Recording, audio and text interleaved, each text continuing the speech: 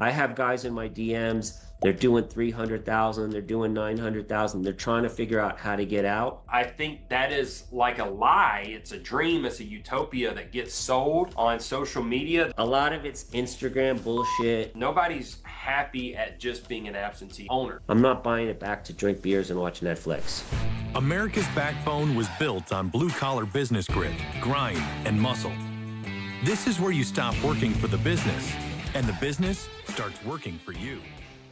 All right, Blue Collar Millionaires, Chris and I back again. Another podcast. We're going to talk about, you guys all have heard this. I like Dan Martell a lot. Many of you read his book, Buy Back Your Time, but I'm for it. I bought my time. It took me 30-something years, though. There's too many guys, I just think, that's become the new thing, like how to free up your time, how to get yourself out of the business. That is the goal for all of us, but a lot of it's Instagram bullshit. And I have guys in my DMs, they're doing 300,000, they're doing 900,000. They're trying to figure out how to get out. I don't know what the number is in everything, but I was doing millions before I even thought about. I was just knee deep in that shit. And I think that guys got to get back to the grind a little bit and put the right people in place. But to me, if you're buying back time, for me, it's always to go do other things, right?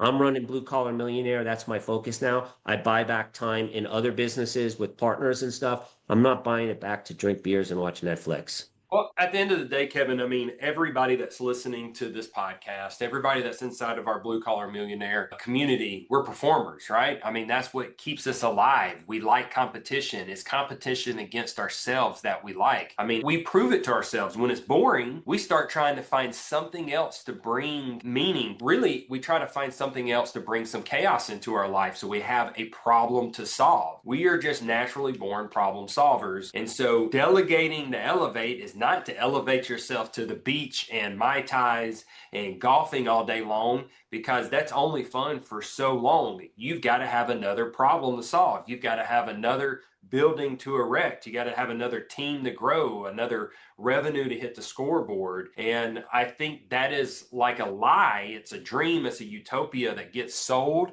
on social media. This whole passive income, this buy back your time, this absentee owner. And the reality of it is nobody's happy at just being an absentee owner. And there is a level of personal development that gets built in you when you do hard things. The only way anything's going to grow is when you do hard things. And I love the statement, 1% better every single day, minimum. And so if you're going to get 1% better every single day, what are you getting better at? How to drink beer? How to play golf? Yeah. That's not really producing anything in your life unless you're networking with some really great individuals. And there's only so much time you're going to be able to network. I talked to a guy who's potentially going to be a sponsor. He was very impressive guy on this AI thing. We won't get into that, but he's had 2 tech exits. The first one, 2018, second one, 2023. He's doing this. And he was telling me, because I was talking about, I did an exit, I took time off, then I went back. You know, it was actually long for me, months. But what he was saying is what happens is all of us entrepreneurs, we're wired off dopamine rushes. We get dopamine from closing deals,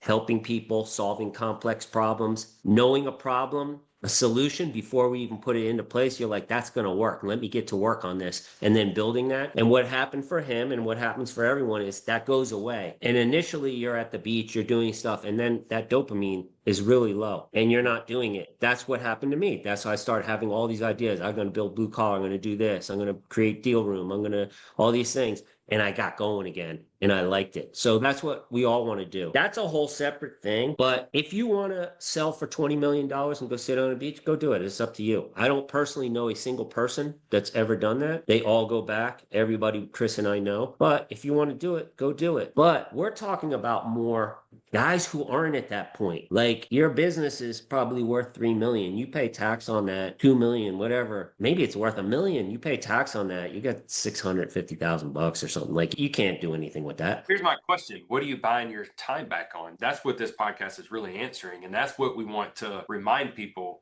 You're not buying your time back to sit on the couch and watch Netflix. You're buying it back to get that dopamine hit, but you're elevating yourself to a larger, bigger scale dopamine hit. It's not only for you, it's going to be for your team members, for your family, for the marketplace. Well, yeah, the best thing to buy your time back is on draining things. So I'm not doing any draining stuff, almost no draining stuff in my life. That right there will make your life incredible, because there's so many guys listening here. I did it. Chris did it. Chris might still do some of it.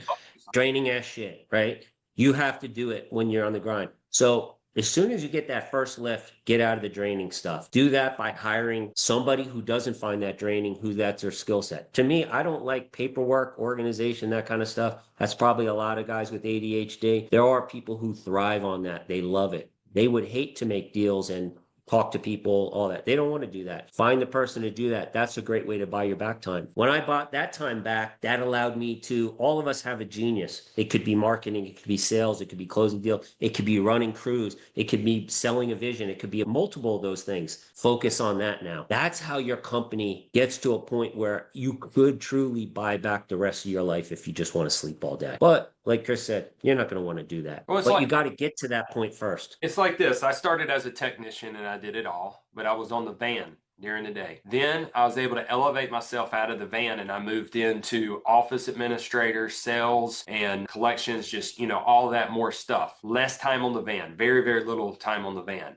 Then I got an office administrator. Then I was just straight on sales and estimating, and then watching and started looking at data at this point. Then I ended up plugging in multiple different types of marketing lead generation stuff. And so I got leads and managers over that. And then I started hiring specialty skills as I was scaling out, because it required a higher specialized skill. Because when you first start out, it's very easy to double a business when you're 50,000, 150,000, 250, half million. Like, it's easy to hit double licks.